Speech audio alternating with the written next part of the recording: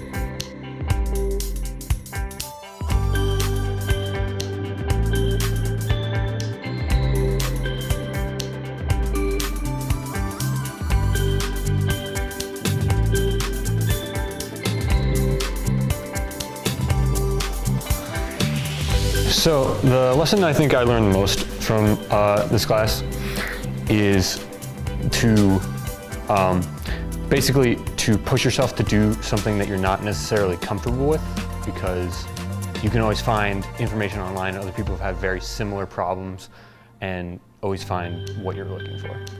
I think the best skill that I learned during this class is the ability to find information on problems online.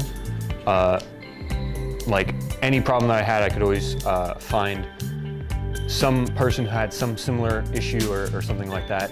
And I think that's like one of the most important abilities in any kind of coding environment or computer literacy in anything.